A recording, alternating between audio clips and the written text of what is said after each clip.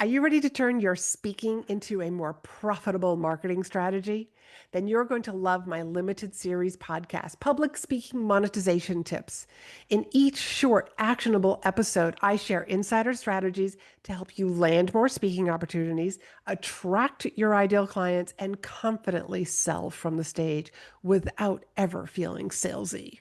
So if you're ready to get booked, seen, and paid, search for public speaking monetization tips on your favorite podcast app and start listening today. Have you ever wondered if you have two speeches in you because there are two different audiences that you need to be speaking to? Well, today's guest for a speaker breakthrough session is exactly that. She presented to me, here's what I speak on, here's what I want to do, but she actually has two different audiences, her ideal clients and the people who can be referring her clients. And because of that, she's actually got two speeches that she should be writing. So, two signature speeches. But we talk a lot about getting in front of her ideal referral audience. If you're new here, I'm Laurie-Ann, the host of Be in Demand. This podcast is all about how to leverage speaking opportunities to be your best form of marketing and visibility and help you showcase your expertise. And why not monetize your message? These speaker breakthrough sessions are not clients of mine. These are audience members who have raised their hand from my email list and said, I would love to be on the show and get some live coaching with Laurie-Ann. So let's tune in and listen to Rebecca's speaker breakthrough session. And if you would like to book your own speaker breakthrough session, stick around to the end. Rebecca, welcome. Thank you. Thank you so much for having me. I appreciate it. So tell me, what do you do and who Sure. do you help? So I am a mental health therapist. I treat right now currently everything from birth all the way to geriatrics. So I can see you when you're a baby and I can see you all the way to the end of life, basically. So all babies, all families, I do couples, anybody and everybody who's got mental health concerns or worries. I spend a lot of time doing that. Mm. And you mentioned to me in your application that you've done some speaking. So tell me about your speaking. Sure, sure. I've spoken at about 5 conferences locally here, in Albuquerque, New Mexico, which is where I'm from, and it's been, like, health symposiums, one that's called Head to Toe, so it's very much like nurse practitioners, people who take care of littles all the way up to adults, so things like that. So just varying, ages and groups of counselors for schools, school educators, those kind of things, making sure, so I think all 5 of the speaking events I've been to, it's kind of been that range of people that have attended. Okay. And did you have the same speech that you use with each of them? What was the name of your speech? Um, Within your jeans, and jeans being like your jeans, not the pants you wear, your jeans in your body. Nice title. Did you have a Thank you. subtitle? No, mm-mm. Okay. Within your genes. Yes. And what specifically was the message of that talk? It's teaching people about intergenerational trauma and how much it is really genetic. It's within our genes. So when you're looking at things, even like the way we handle money, can very much come from the people that we love, who raised us, who bore us, who put us into this world. And it's just giving an opportunity for people to recognize that it's not that there's anything wrong with your great grandparents, your grandparents, or you.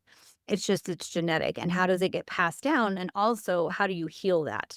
Because it's one thing to know that it's there, it's another thing to know that it's healable so that you're not passing it on to generation after generation again.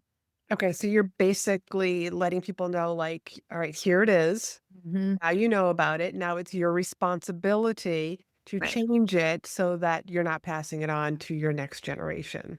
Yeah, exactly. Interesting. I love Yeah. this. Okay. What do you want to get out of our time together?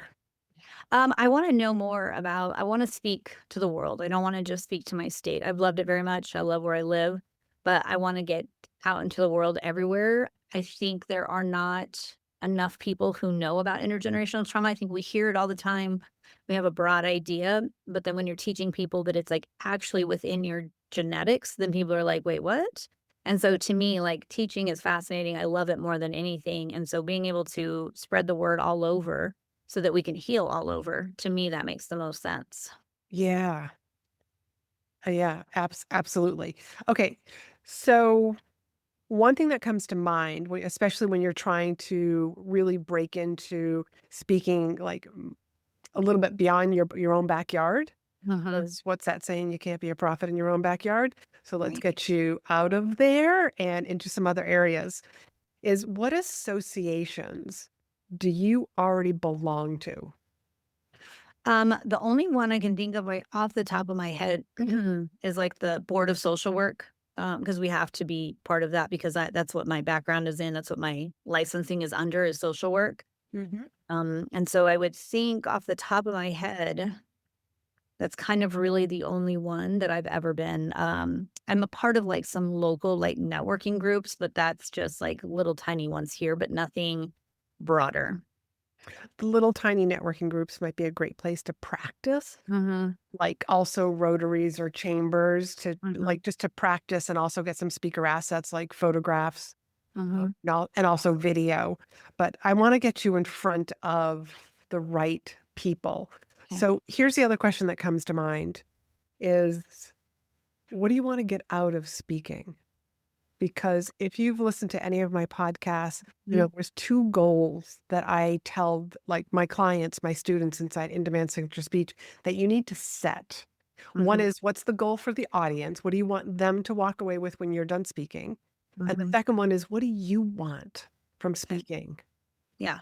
I think for the audience, what I want them to know anytime we have mental health issues, it can be very isolating. Even though it's 2025, we still have a real stigmatization that goes with it. And people are just like, we don't talk about it. We quote unquote don't put our crazy on the front porch, right? But at the end of the day, not talking about it, not understanding it makes it very isolating. So I'm hoping that by speaking to people that they're getting an understanding like I'm not broken, there's nothing wrong with me. I can talk about this and heal this rather than talk about it and let it destroy me. And I Mhm. think for me, realistically, like being 100% honest, being able to give people a tribe to heal with in these kind of events means a lot to me because I 100% know that you can't heal without your tribe. Like you have to have your people, even if you have a tiny tribe, even if it's two people, three people, one person, maybe it's just your spouse. That's still your tribe, right? That's still somebody who stands with you and says, like, there's nothing wrong with you and I got you.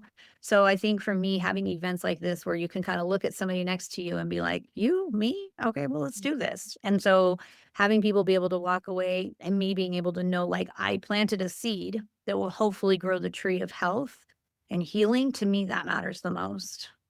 Okay. So do you have programs that you sell or that you enroll people in? Yeah, so what we'll be doing is that once we do these events, that we will do is we will then enroll people into like a retreat. So you could come for like 4 days and work on those kind of things, but also the experts that will be at the event with me will be able to enroll you in those programs as well. So you're getting like a handful of people, a handful of options on ways in which you can heal. Because we have to be realistic too. Not everybody heals the same, right? Every body is different. So we Right. want to be able to give lots of things. Maybe some people want to do yoga, some people want to do breath work, but being able to have that and then have those people and then have those people in a retreat is what we're really looking forward to. Okay. I do think it's a big jump to go from your audience Yeah. all the way to a 4-day event. Yeah. Like big jump. What do you have that might be bite size? And you and saying I don't have anything right now, Right. like that would like that just sets us up for okay, that maybe that's something that we work on. Yeah. That would definitely because I don't have anything like that middle piece I don't have. Okay. Yeah. I want to recommend, so we're kind of going in a different direction right now. Okay. Okay. So it's like you're gonna speak and yes, like the 4-day like retreat can be the goal, like Okay. the end goal, but we need to like um essentially sprinkle some things in there first. Let's get Okay. people on an email list. This is a big thing that I talk about a lot with a lot of my private clients and students is constantly building your own email list Okay. because that's where you get and you're on my email list. So you're seeing how like I'm nurturing you, like the emails Mhm. that you're getting Right. to be able to nurture people. That way, when you do make an offer, it's like, hey, we're doing this weekend event. Or it Right. could be just something that you're like, we're just trying this out. Or maybe you want to do something that's, hey, we're doing like a 2-hour workshop. Okay. so Okay. that you have like these little ideas that you can be sharing with people. But Okay. definitely an email list, something that they sign up for that's of value Okay. after they hear you speak. So, and we can dive more into that, but the thing that you want to offer the audience, that freebie, should be the next best step after hearing you speak. Okay. Okay. One of the things that I say is always start with the end in mind and then reverse engineer everything. Mhm. Okay. So that's one idea, so that we're going to get people on your email list. They're getting a little win with something. Sure. And then you're like, yeah, I want to do this workshop. Yes, I want to do this 2-day event. I want to do this 4-day event. Then you're just building up from there. Okay. But to get you in front of the right audience. So let's just talk about this Association Board of Social Work. That to me sounds like you would be speaking to a bunch of therapists, correct? Mhm. Okay, Right. so you're in a very unique situation. Right. You've got a beautiful message and you probably have to write 2 speeches. Mhm. And I don't know if you've ever looked at it this way. There's the speech for your ideal client who's in your audience. Okay. So places that you're speaking that like this audience is my ideal client. But then like the Association Board of Social Work, those are referrals. Okay. Those are people who could probably refer clients to you. Gotcha. Different speech Makes sense. Okay. because each of them needs something different. Sure. Okay. Okay. And that makes sense.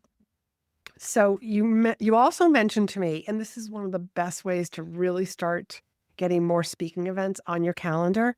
You've spoken 5 times. You kind of shared with me like what those different places were. Mhm. What did you do after the event with the person who booked you? Did you ask for a testimonial? Did you get photographs? Did you get referrals? None of the above. Okay. That's okay. That's okay. Now you know, Okay. Okay. and you're going to do that from now on. Yes. How long ago were these 5 different events? Um, they've all been within the last year, year and a half. And then I have one more coming up in September, I believe. Okay, fantastic. Yeah. Okay.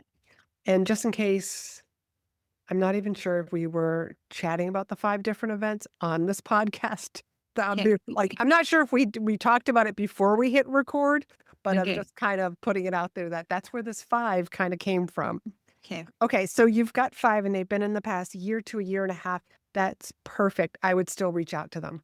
Okay. Okay. Even the people that is a year and a half, and it's a simple email. Like, let's just say I was you, okay, and I'm emailing you. Rebecca, I cannot believe it's been a year and a half since I spoke at your name the conference. Mhm. It's like I blinked and a year and a half went went by so fast. I was wondering, I had so much fun speaking at your event. Would you be able to, one, help me with a testimonial? Because I want to do more speaking. And 2, do you know any other organizations that could use a speaker like me? Okay.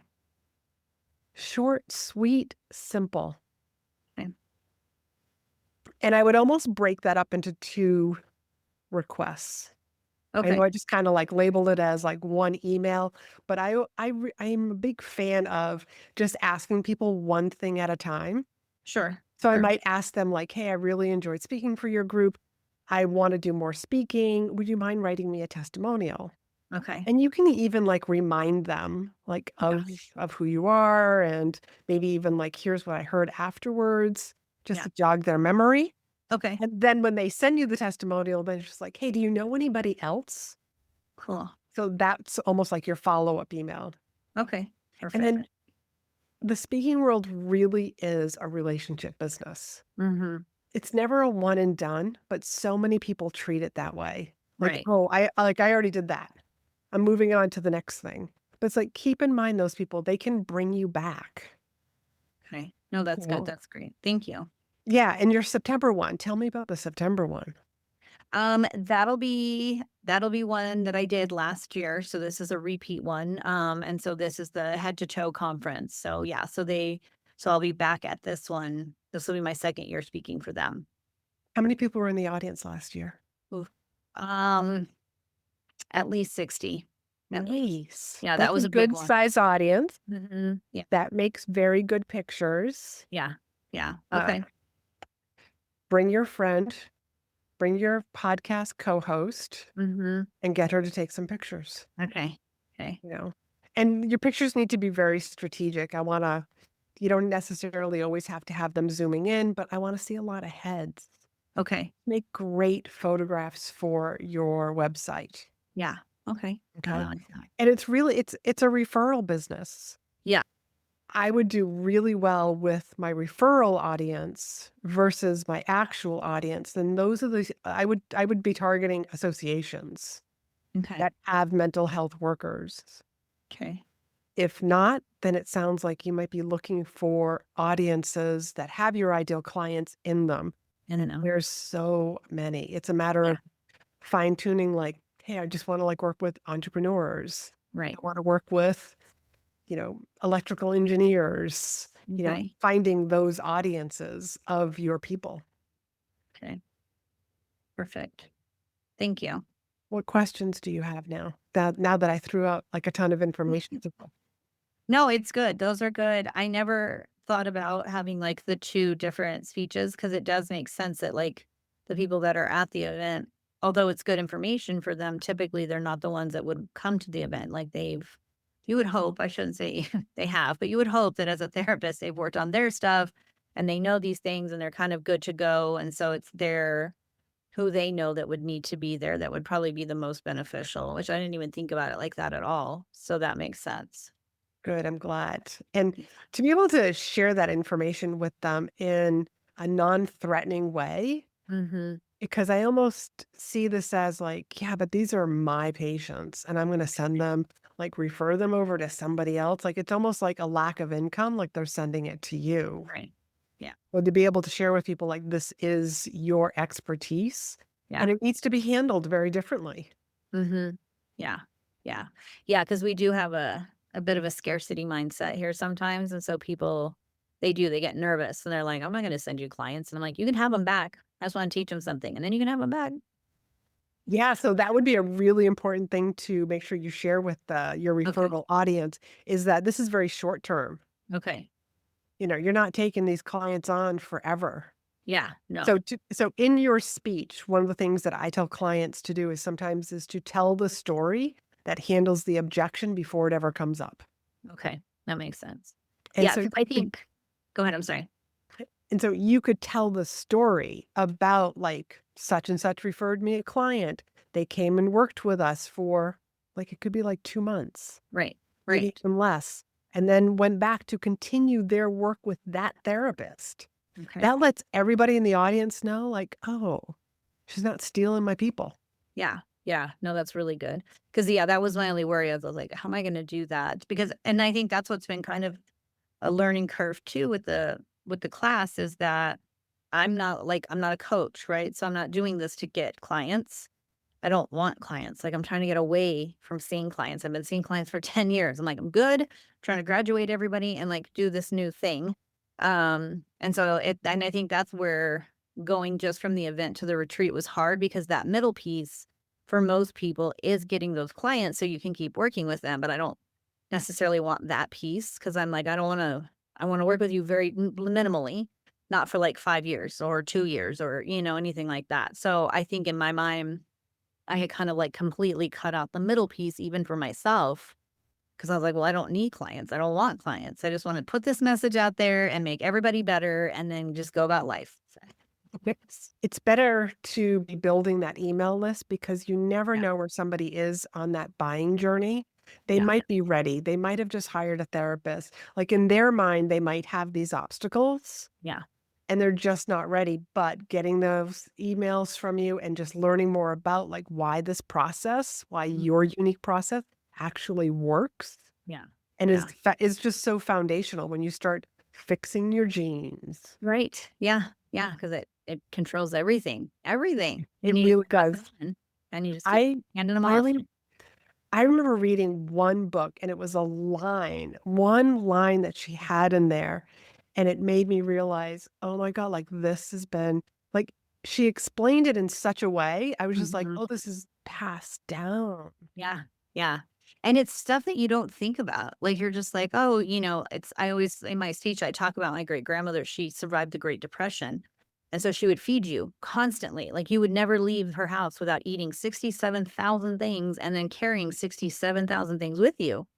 And I never understood it as a child. And then when she passed, when we were cleaning out her house, she had 2 refrigerators in her garage that, like, one of the doors fell off when we opened it because it was so packed with meat. And that was when my grandfather explained to me that it was his mom and she had survived. So she never wanted anybody to go hungry.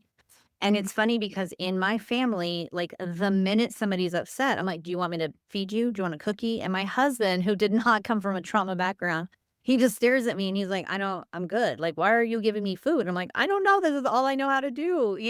So it's weird stuff like that. And I have to like fight against it to this day. He'll be like, oh, it was a hard day at work. And in my mind, I'm like, you should feed him. And I'm like, don't feed him. He's grown. He'll get his own snacks. Don't do it. So it's hard. It's hard. I have to share this with you. My sisters, if somebody's getting like edgy at the table, Yeah. here's what we say. Do you need an Oreo? You see? Like the Oreo is the clue. To solve all. And sometimes like we'll say I need I need the row board. That's funny. That's hilarious. Rebecca, before we end, would you share with people what is 2 gold nuggets that you are walking away with today? Oof, that's hard. Oh, that's a lot. So there are a lot of nuggets. I think developing in between the workshop and the retreat has a totally different meaning to me than it did when we first started. I assumed that wasn't something I was going to even mess with. And now I can see how important it is.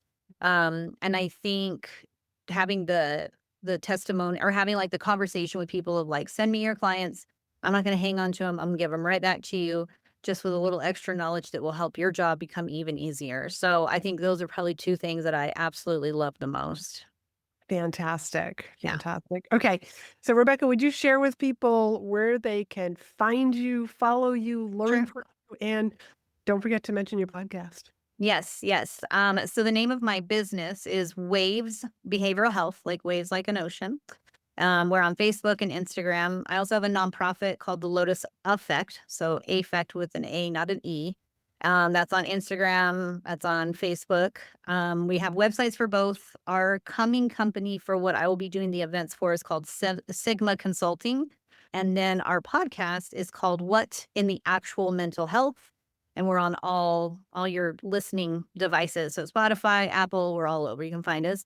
I would recommend you don't listen with your kids in the car. We're very sassy and very crass. So I always give the warning, clear the room. Clear the room. Yeah. I love it. Thank you so much. 1, for coming on and doing a speaker breakthrough session. It was really wonderful to meet you. Thank you. And the work that you do, it's so important. The world needs you. There's so many people who don't even realize that they're walking around with this baggage that was given to them at birth. That they've no idea why they feed people when they see people upset. Yes, exactly. For example. Exactly. Yes. Thank you. I appreciate you. Thank you so much for having me. It's been wonderful and I've learned a ton. So thank you. I appreciate it. Fantastic. Thank So you. if you would like to book your own speaker breakthrough session, stick around. Are you tired of hearing crickets on social media? Wondering where to get seen by the right people? Or frustrated with the growth of your business? Then the speaker breakthrough session is just for you. During this free 20-minute discovery call, I'll help you recognize where you're leaving money and opportunity on the table. You'll walk away with tips and a strategy to leverage speaking opportunities to get positioned as the expert, visible to the right people, and monetize your expertise. Book your call at speakandstandout.com/SBS for Speaker Breakthrough Session.